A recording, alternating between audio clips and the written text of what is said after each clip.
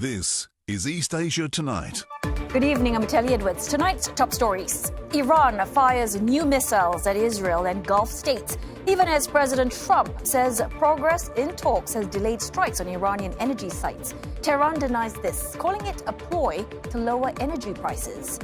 While oil prices tick higher as fragile hopes of a Middle East de-escalation waver, with fighting ongoing and conflicting signals from the US and Iran. EU and Australia seal a sweeping trade deal as rising China tensions, US trade pressure and Mideast energy shocks drive a deeper strategic partnership. And North Korea vows to ramp up its nuclear ambitions, calling its status irreversible. Pyongyang has also labeled South Korea the most hostile state and warned it will make Seoul pay for any threat.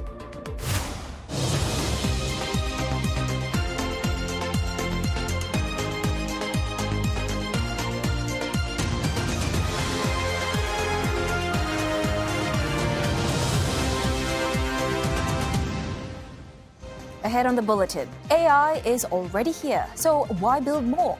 As U.S. tech giants surge ahead, countries such as South Korea are racing to catch up, not just for innovation, but for sovereign protection. Well, you are a really good friend of USA, good friend of China. Probably they will let you use their intelligence for your country. Everything is changed these days, right? So maybe today you can use their intelligence probably, but there is no promise in the future. So that's why we have to develop our own sovereign AI.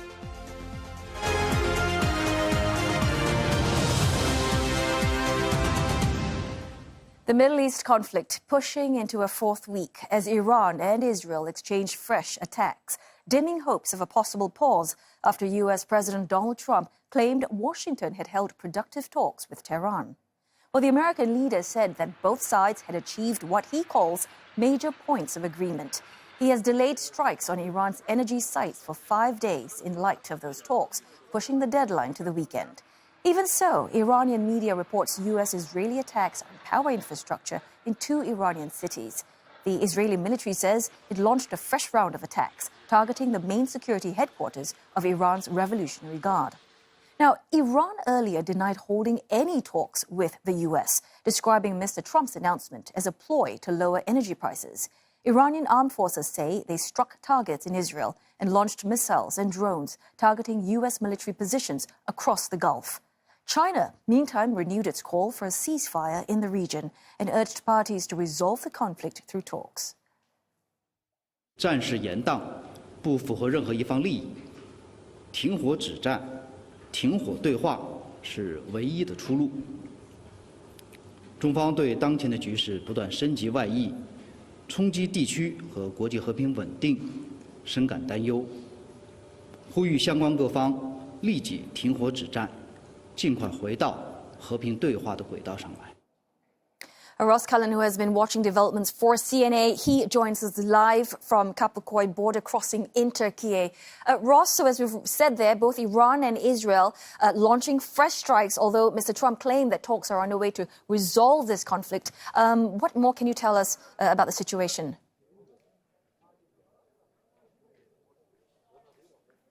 Yeah, that's right, Telly. I'm here on the border with Iran, and we are seeing a lot of Iranians coming in, fleeing into Turkey. Here behind me, the activity there. Iran is continuing in terms of militarily to attack targets inside Iraq on the Kurdish Peshmerga forces, also firing rockets towards Tel Aviv.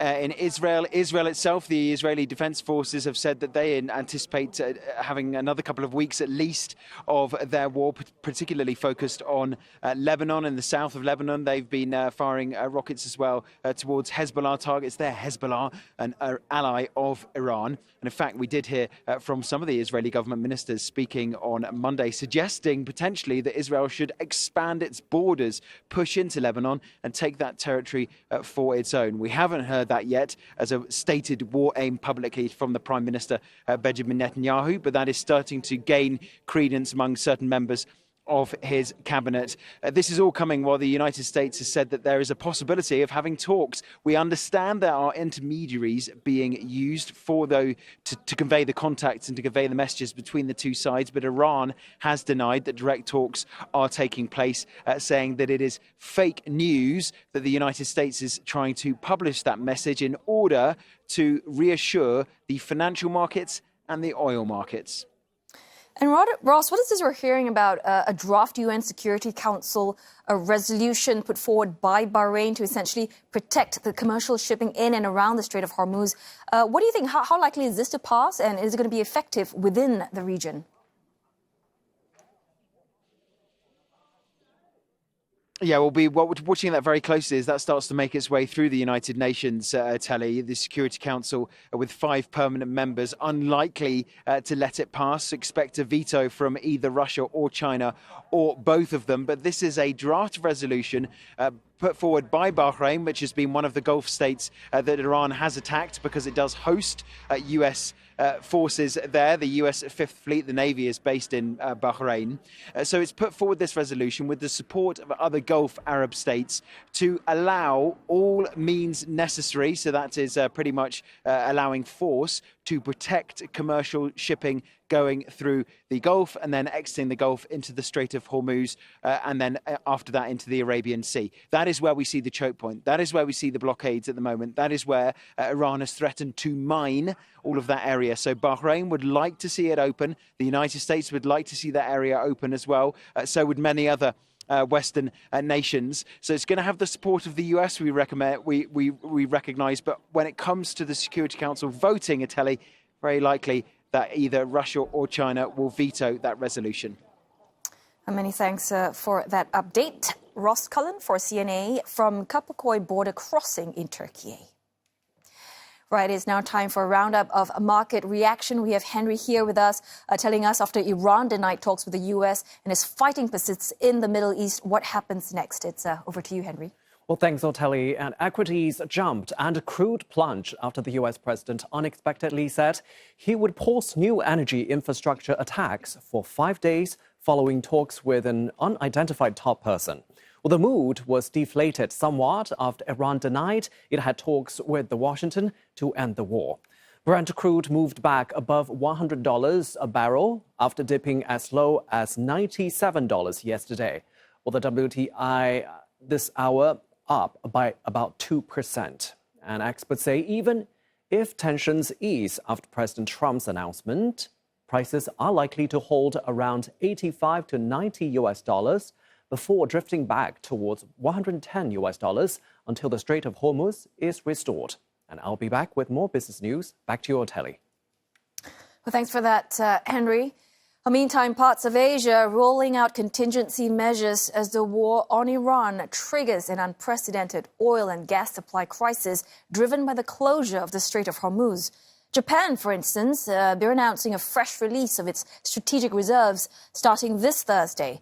Prime Minister Sanae Takaichi says the move is aimed at securing enough supply for the entire nation, which will include tapping into joint stockpiles held by Gulf producers. Well, earlier this month, Tokyo released 15 days' worth of private sector petroleum reserves. こうした措置を通じて経済活動への影響を最小限に抑えるべく全力で対応してまいります。なお、電気・ガスの料金については2ヶ月から4ヶ月前の燃料輸入価格を参照して決定されることが一般的であり、料金が直ちに上昇することはないと認識しています。 Well, South Korean President Lee Jae-myung is calling for a nationwide energy conservation campaign aimed at scaling back passenger vehicle use. A 5-day vehicle restriction system will begin across the public sector starting tomorrow. Vehicles will be barred from the roads 1 day each week based on license plate numbers. Well, the move is voluntary, however, for private sector vehicles. 석유 관련해서는 마찬가지로 승용차 오부제를 시행하면 상당하게 수요 자체를 줄일 수 있기 때문에 그거 역시 에너지 위기를 단기적으로 대응하는 데는 효과가 있을 것으로 판단합니다. Now, to further cushion the economic impact, South Korea is fast-tracking a $16.6 billion supplementary budget, offering cash vouchers for consumers and support for businesses. Now, the government is preparing to restart nuclear reactors, ease coal limits, and expand renewables. 지금은 재정을 아끼는 것보다 어렵고 필요한 것에 신속하게 그리고 효과적으로 투입하는 것이 무엇보다 중요하겠습니다.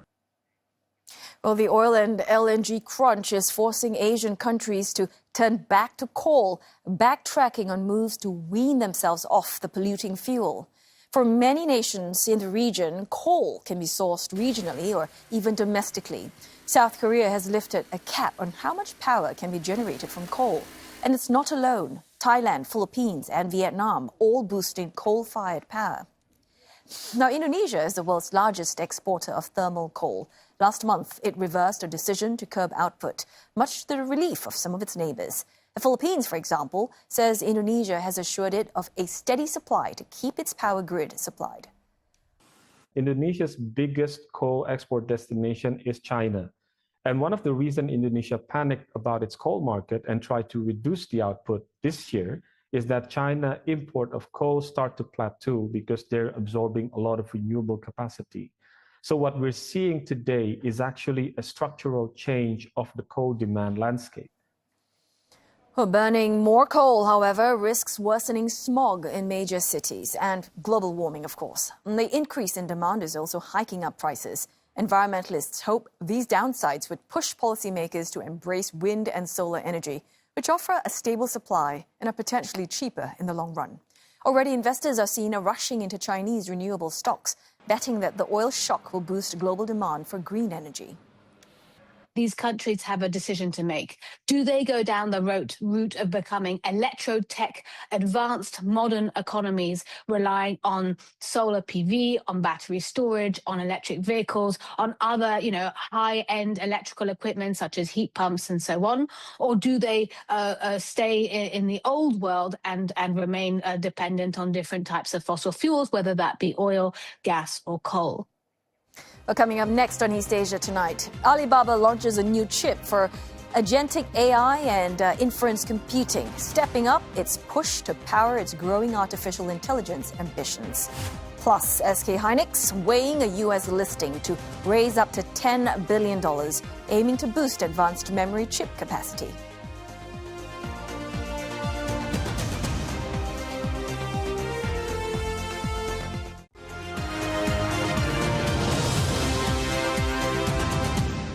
Hello again, you're watching East Asia Tonight, and it is now time for your business news with Henry Yin. So, Henry, how are the investors actually digesting, all these conflicting signals that Iran is sending versus what U.S. is saying about de-escalation? Well, a lot of information to digest for them, right? So, equity markets enjoyed a positive day, but a sense of caution prevails as situation in the Middle East remains volatile and uncertain.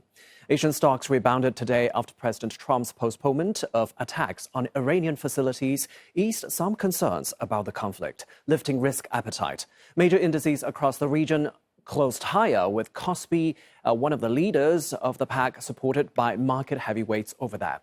And industrials shoring up gains on the Greater China markets, and analysts warn that market volatilities may continue as optimism around a potential de-escalation in the Middle East remains fragile. While European shares having a lackluster start to the day's trade amid similar cautious momentum. And adding to the downbeat tone, Iran's deputy speaker ruled out talks with the US, although the trade deal inked between Australia and EU provides more certainty for exporters. Australia and the EU have sealed a trade deal that will remove tariffs on more than 99% of European exports and impose zero duties on Australian critical minerals. European Commission President Ursula von der Leyen said the agreement, which is formalized after 8 years, is a win-win for both countries. It will cut about $1.2 billion a year in duties and includes security and defense provisions. EU exports to Australia are forecast to rise 33% over the next decade. Australian Prime Minister Anthony Albanese said it will add about $7 billion annually to the economy, though quotas on beef and sheep meat have drawn pushback from the red meat industry.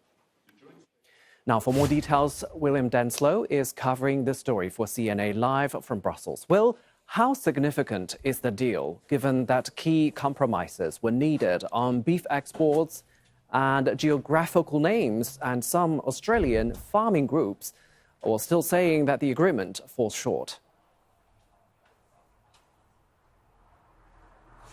Well, it's certainly seen as a significant deal. You mentioned some of those metrics, some of those figures in terms of how this could impact trade for both sides going forward. Now, you mentioned some of these sensitivities, and they are profound. Of course, such a reason why these negotiations have taken quite so long to get over the line. And of course, the battles are not over yet. It will now be the task of the European Commission to try and convince EU member states that this is a good deal for them. And as we saw with the back and forth over the Mercosur trade agreement, that trade deal with a basket of South American nations, that is by no means a guarantee. To try and get it over the line, this deal includes tariff rate quotas. Essentially, if there is a surge of products coming from Australia, those sensitive issues like rice, like beef, for example, then there will be safeguards in place to protect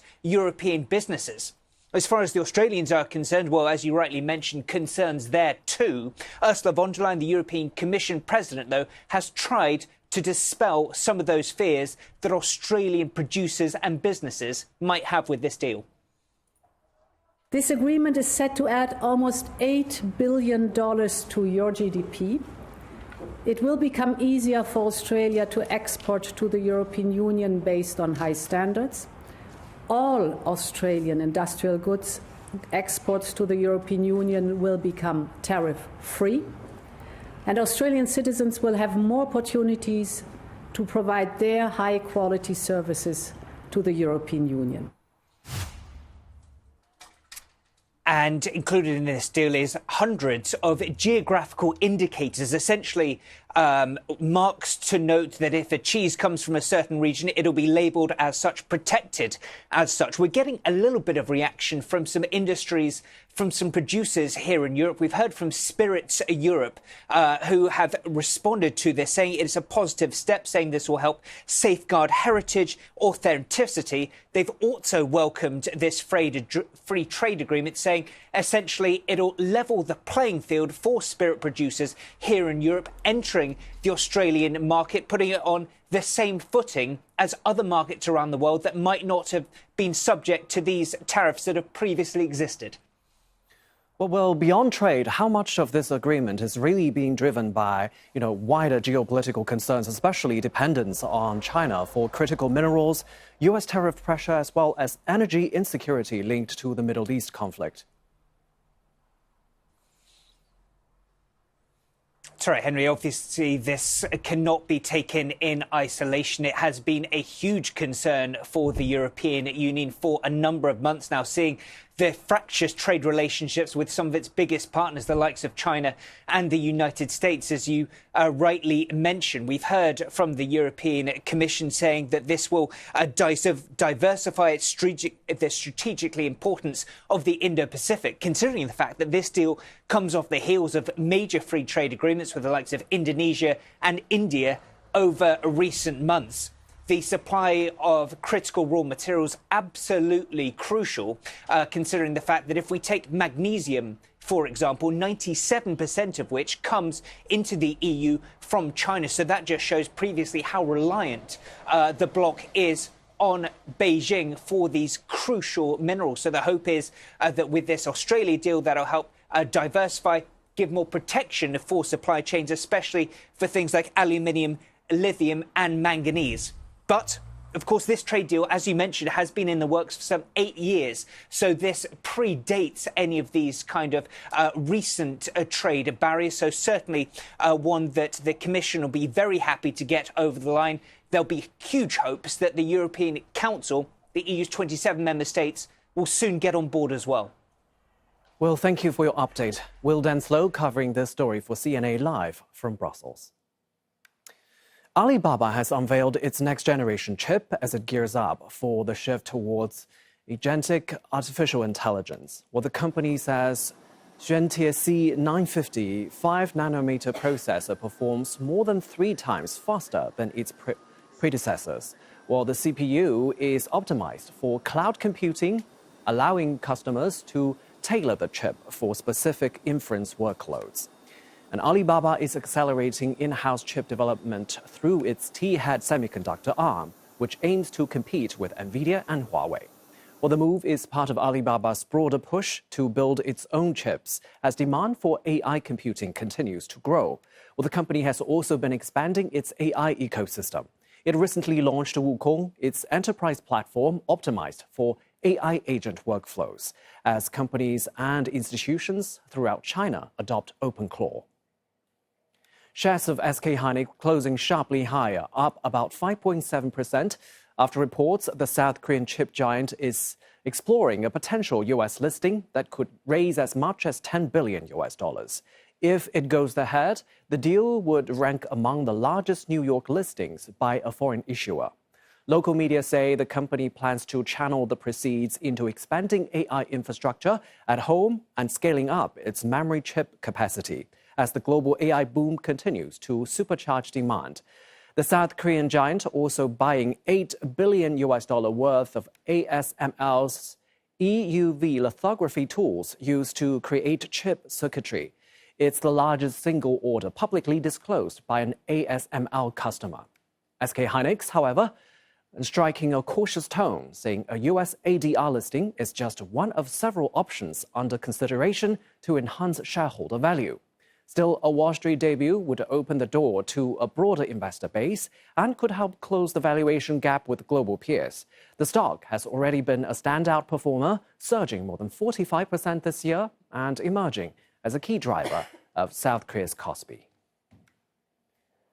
Well, if tools like ChatGPT already work so well, why are countries still spending billions to build their own artificial intelligence? Well, South Korea is among those pushing to develop its own models, even as US companies dominate globally. And Grace Shin with more. The American AI juggernaut ChatGPT accounts for 60 to 70% of global chatbot usage, while US firms also lead in business applications. Chinese companies like Alibaba and DeepSeek are making inroads. But analysts say points of difference in problem solving hold the key to the future of AI. I think AI now, as we just talked about, the foundational layer is captured by a handful of players.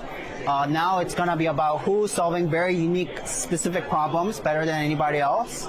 Again, around the next big thing will be how to harness the power of AI to solve real-world problems, whether it's manufacturing, moving goods.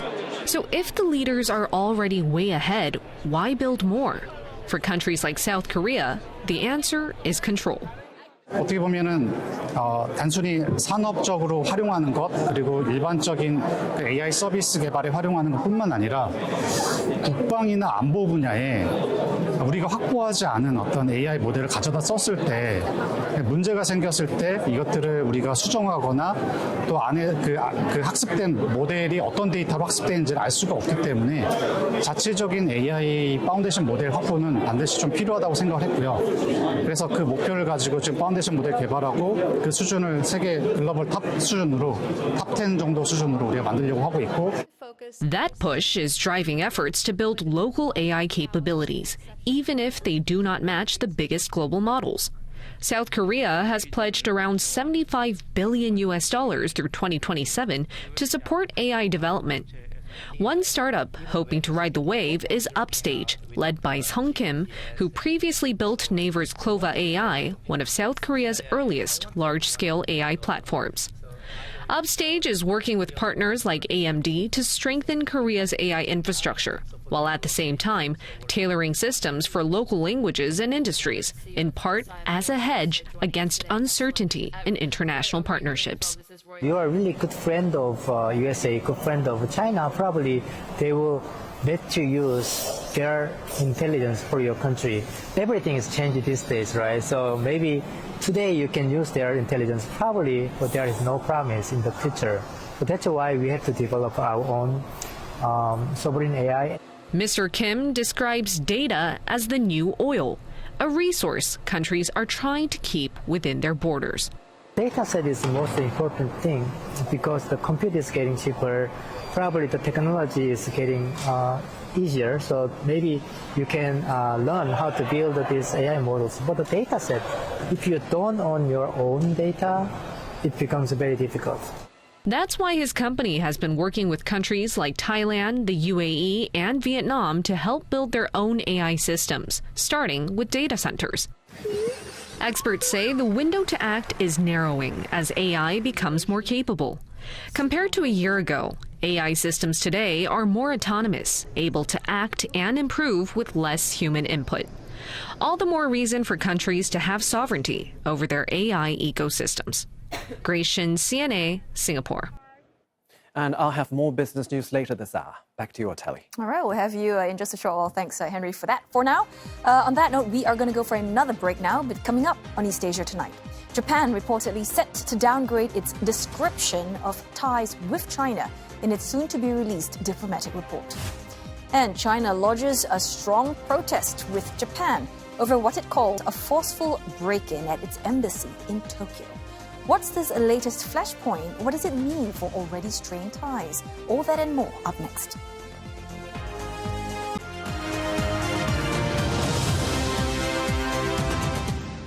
Well, this is East Asia Tonight, and here are the headlines we're following. Iran fires 3 new missiles at Israel and Gulf states, even as U.S. President Donald Trump says talks have delayed strikes on energy sites. But Tehran denies any deal, calling it a ploy to lower energy prices. Oil prices, meantime, tick higher as fragile hopes for a Middle East de-escalation wane, despite President Trump's claim that talks to end the conflict are underway. EU and Australia seal a sweeping trade deal as rising China tensions, U.S. trade pressure, and Mid-East energy shocks drive a deeper strategic partnership. A North Korean leader, Kim Jong Un, has reiterated that his country will not abandon its nuclear weapons. In a policy speech yesterday, he said that Pyongyang will continue to strengthen its status as a nuclear-armed state. Mr. Kim stressed that the move is irreversible as North Korea steps up what he describes as its struggle against hostile forces. He added that the country will further expand and advance its nuclear deterrence for self-defense in line with the country's constitution to counter strategic threats. Well, North Korea has succeeded in developing a nuclear arsenal despite years of international condemnation, diplomacy, and pressure. It is just one of the world's 9 nuclear-armed states, possessing an estimated 50 warheads. Now, Pyongyang's nuclear ambitions date back to the 1950s, when leader Kim Il-sung saw nuclear weapons as a guarantor of North Korea's strategic autonomy and security. The regime established the Atomic Energy Research Institute. The work only progressed after establishing cooperative agreements with the Soviet Union. Well, that belief was further reinforced after the 1962 Cuban Missile Crisis prompted fears of abandonment by the Soviet Union. With limited support from the USSR and China, Pyongyang constructed key facilities and began developing plutonium production capabilities. Its program expanded throughout the 1970s. Well, North Korea later joined the Nuclear Non-Proliferation Treaty in 1985, primarily under pressure from the USSR. It did not comply with the International Atomic Energy Agency safeguards until 1992. Well, discrepancies in its plutonium declaration, as well as refusal to address queries, led to the IAEA's non-compliance ruling in 1993. Well, North Korea eventually withdrew from the treaty 10 years later. 9일 우리 과학연구 부문에서는 지하 핵시험을 안전하게 성공적으로 진행하였다. North Korea's first nuclear test in 2006 triggered international sanctions. That test prompted Washington to hold a series of meetings with Pyongyang aimed at bringing North Korea back to talks. But diplomatic efforts made limited progress. And subsequent nuclear and missile tests have been seen as highly provocative, particularly between 2017 and 2018, a period of heightened tensions with the U.S. North Korea maintains that its nuclear and missile arsenal is necessary to counter perceived threats from Washington and its allies. Now, Pyongyang unveiled the Hwasong-20 intercontinental ballistic missile at its military parade last October. State media claims that it can travel more than 15,000 kilometers, which theoretically puts all major cities of the U.S., including Washington, D.C., within its range. The Stockholm International Peace Research Institute warned last year that the world is entering into a new era of nuclear buildup amid a renewed arms race. It says nearly all 9 nuclear-armed states, including North Korea, are continuing intensive modernization programs.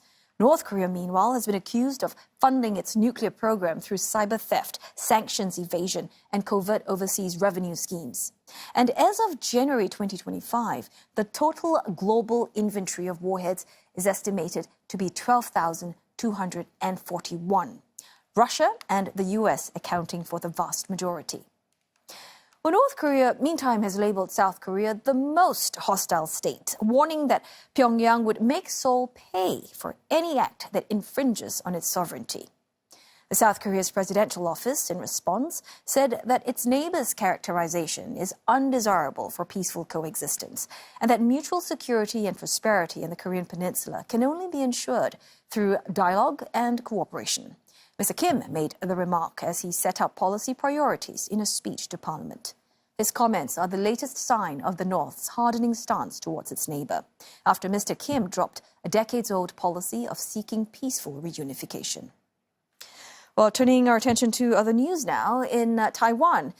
Well, it says that it will skip a high-level World Trade Organization meeting in Cameroon for the first time, after the host nation labeled it a province of China in visa documents.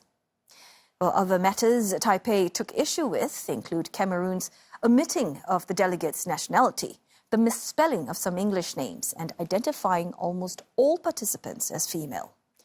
Well, Taiwan's foreign ministry said it had no choice but to be absent, citing concerns that its delegation could face obstruction entering Cameroon due to incorrect information for its personnel. China, in response, stressed that the island is an inseparable part of its territory. 中方的立场是一贯的、明确的，即必须按照一个中国的原则来处理。一个中国原则是中国台湾地区参与世贸组织的政治前提。民进党当局借参会的问题进行政治操弄，手段极其卑鄙，其谋独挑衅的图谋注定失败，只会自取其辱。 Japan will reportedly drop the phrase most important from its description of ties with China amid increasingly strained relations. A Reuters news agency citing a draft that it reviewed says that Japan's upcoming 2026 diplomatic blue book will instead describe China as just an important neighbor, while calling ties strategic and mutually beneficial. Tokyo is expected to approve the annual diplomatic report next month. Now, the shift in tone underscores souring relations since November, when Japanese Prime Minister Sanae Takaichi angered Beijing by saying Tokyo could deploy its military if a Chinese move against Taiwan also threatens Japan. Ms. Takaichi has rejected China's repeated calls to retract her statement, saying her remarks were in line with a decade-old Japanese security law. Beijing, in retaliation, reimposed restrictions on Japanese seafood imports while urging its citizens to avoid travel to Japan. China in January also banned exports of dual-use items with civilian and military applications to 20 Japanese entities that it says supply Japan's military, cutting them off from 7 rare earths and a swathe of other controlled critical minerals. China says that a man claiming to be an active duty officer in Japan's self-defense forces broke into its embassy in Tokyo this morning after scaling a wall. Beijing says the individual admitted his actions were illegal and dangerous and told officials he intended to kill Chinese diplomatic staff in the name of God. A foreign ministry spokesperson said that the incident threatened the safety of embassy personnel and the security of the diplomatic compound. The ministry did not identify the suspect by name, and Japan has yet to publicly confirm the incident. China says it has lodged a formal protest with Japan and is demanding a full investigation. 中方要求日方立即彻查事件，严惩有关人员，给中方一个负责任的交代。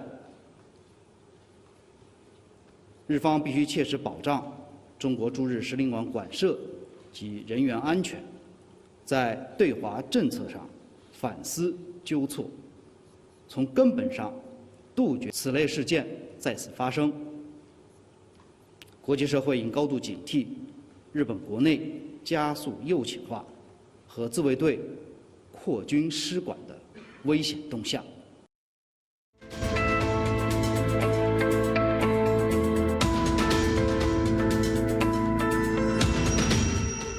With the US saying it's in talks with Iran, who in the regime could it be negotiating with? Washington ruled out any negotiations with Supreme Leader Ayatollah Mujtaba Khamenei. And with several of Iran's top leaders killed in recent strikes, who still holds power and sway in Tehran? Well, the nation's new supreme leader, Mujtaba Khamenei, took office after his father, Ayatollah Ali Khamenei, was killed on the first day of the war. But he's not been seen in public since his appointment, with reports saying that he was seriously injured in US and Israeli attacks. Now, his lack of authority over Iran's military, plus inexperience in this executive role, has left analysts questioning if he is indeed at the top of the country's chain of command. Well, growing in influence is the Islamic Revolutionary Guard Corps, which has assumed a more central role during the war. Its head, Ahmad Vahidi, was recently appointed after the deaths of his two predecessors. Now, he's been rising through the ranks since the IRGC's earliest days, holding key positions in intelligence and in the military. Well, a former Guards commander and the person Washington reportedly endorses for leader, Parliament Speaker Mohammad Bakir Ghalibaf, is widely seen as the biggest political heavyweight still standing. Now, Ghalibaf is a longtime protege of the former Supreme Leader. Now, he's not a cleric, but has been a leading voice of defiance against the US and Israel. Reports suggest he has been negotiating on behalf of Iran in recent days, a claim that he himself denies. Observers have repeatedly rebuked Mr. Trump's attacks on Iranian leaders, claiming they would not cripple the regime, as there will always be another leader. But that has not stopped President Trump from repeating his rhetoric that Washington has eliminated all key figures and that no one wants to fill vacant roles. 88 people met to pick a new leader, and they're now extinguished. And then they're meeting again, but now nobody wants to be the leader. It's one of the few political jobs that nobody wants anywhere in the world. Nobody wants it.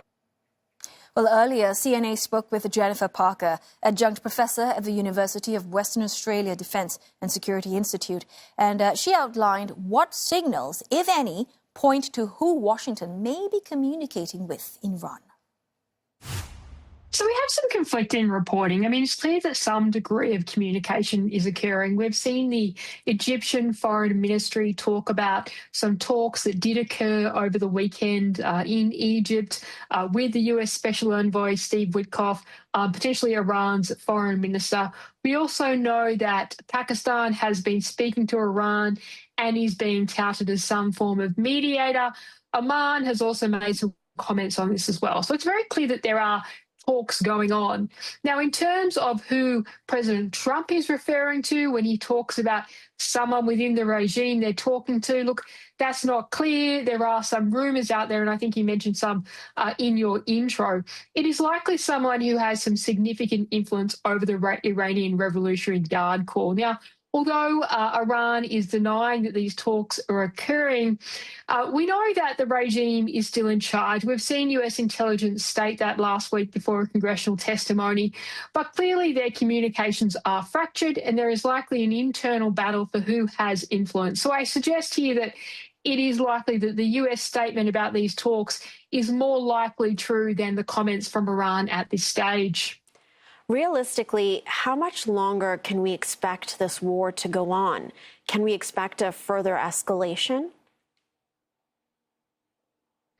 Look, a further escalation is definitely possible. In terms of a time frame for this war, look, it's always difficult to predict. Once a conflict occurs, anything can kind of happen.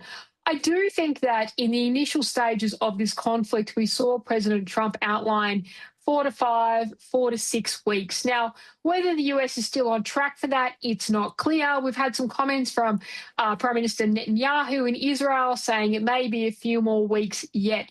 But I think the key thing is, unless there is a miscalculation or mission creep, this is not something that either the US or Israel see as something going on for months. And this goes to the point of the talks. I think that the US outlined their 4 key military objectives: destruction of Iran's ballistic missile capability, destruction of Iran's nuclear capability, destruction of Iran's navy, and destruction of Iran's proxies. Now, on the issue of nuclear capability and likely on the issue of proxies, that was always going to end up in talks, I would suggest. The key issue with Iran's nuclear capability, of course, being who has control of the highly enriched uranium that we know Iran has. And either you send in ground forces to seize that, which I think the US would be highly reluctant to do, or Iran has to agree to give that up. The question is, though, how effective will this diplomacy be, and when could that bring an end to the conflict, noting that we've seen the US say that a ceasefire wouldn't be sufficient. So I guess that's a long way of saying it's not clear when this conflict is going to end. But again, I don't think the US have any intention of staying in the high-end phase of this conflict for months. Well, for more coverage on the Middle East conflict, do log on to CNA.Asia for the latest, including this commentary on how wars are lost to overconfidence. Coming up next on East Asia Tonight, South Korea feels the pinch as oil supply disruptions threaten everyday essentials, from plastic goods to even instant noodles.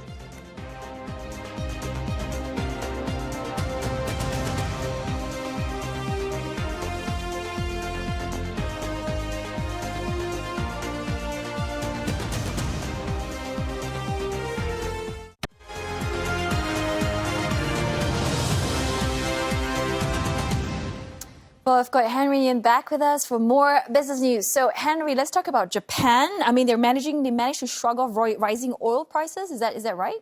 Yeah, for now, Otelli. But with no end in sight for the Middle East conflict, inflation there is expected to rise. So Japan's core consumer inflation in February slowed below the central bank's 2% target for the first time in nearly 4 years. Fuel subsidies helped offset rising import costs from a weak yen and higher oil prices linked to the Iran war. The key gauge of consumer prices, excluding fresh food, rose 1.6% on year, slightly below the 1.7% forecast.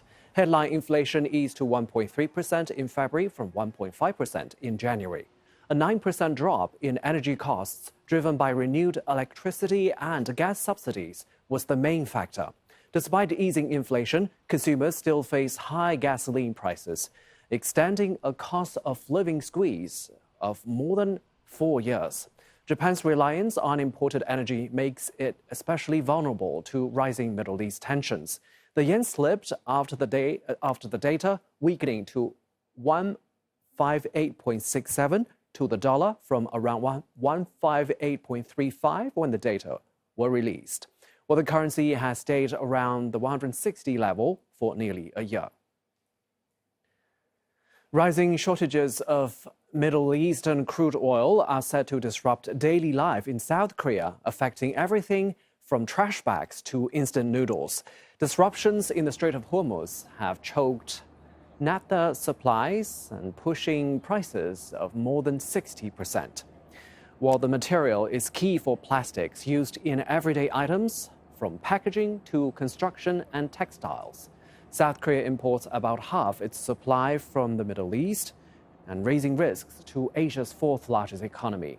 Major producers are weighing cuts, with LG Chem shutting parts of its operations. Consumers are already feeling the strain, with signs of panic buying emerging. Residents are stockpiling items like garbage bags, forcing some stores to impose limits. Well, the impact is spreading to the food sector, with instant noodle makers warning they have only months of packaging supply left. That's all I have for Business. Otelli, back to you. Thanks so much, Henry. Now, the Boao Forum starts today in China's southern Hainan province. The 4-day summit is often referred to as Asia's answer to the World Economic Forum meetings in Davos. And participants will discuss global supply chain disruptions as the Strait of Hormuz remains blocked, with the effects most pronounced in Asia. The summit will be addressed by China's top legislator as the conference marks its 25th anniversary this year. South Korea's Prime Minister, though, has scrapped his plans to attend the event to deal with the effects of the Middle East conflict at home.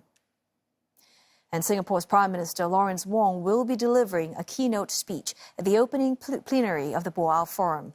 Experts say he would likely emphasize the importance of multilateralism and cooperation. CNA's Rebecca Mateo reports from Hainan. Here in Hainan, China is positioning the island as a testbed for greater economic opening with zero tariff access for goods, lower taxes and a more business-friendly environment. Leaders are gathering here in China's southernmost province for the Boao Forum as the country pushes for trade and cooperation in a more fragmented world. Analysts say China's economic priorities are likely to top the agenda. However, they are divided over how much geopolitical tensions, particularly the conflict in the Middle East, will shape discussions.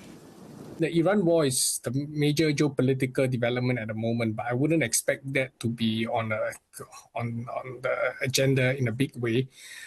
Some topics that have always appealed to the Chinese these days would include things like AI, green development, and even economic cooperation. I expect that the conflict in the Middle East will be discussed in relation, of course, to China's growth. I think this will be a major theme. And I think that the participants at the forum would very likely try to examine how the war in the Middle East will affect Asia's developmental path, and what collective steps that the Asian countries can actually do or take together to reduce the negative impact on the region. For a small and open economy like Singapore, these conversations carry weight, especially as global rules and norms come under increasing strain. Prime Minister Lawrence Wong is set to deliver a keynote at the forum's opening plenary for the first time as the country's head of government. Analysts say it is also a platform for Singapore to put forward its views on how countries can work together to shape the global order in the years ahead. Issues like free trade are obviously is something that we are very concerned about, given the tariffs. But I think in general, Singapore's position when it comes to international forums is always pretty consistent in the sense that we don't like conflict. We want to see whatever conflict that is existing, whether in Asia or regionally or internationally, to be managed responsibly by the parties involved. Beyond a platform to discuss global issues, some observers are looking at outcomes that could benefit Singapore's key sectors, such as AI and clean energy solutions. On the sidelines, Prime Minister Lawrence Wong is expected to meet leaders from across the region. He will also have a bilateral meeting with Zhao Lezi, chairman of China's National People's Congress and the number 3 in the country's top decision-making body. He is also scheduled to meet Feng Fei, secretary of the Communist Party of China, Hainan Provincial Committee. Rebecca Mateo, CNA, Hainan. And that's all I've got for you for this Tuesday's edition of East Asia Tonight. Don't forget your headlines anytime at cna.asia. Thanks for watching.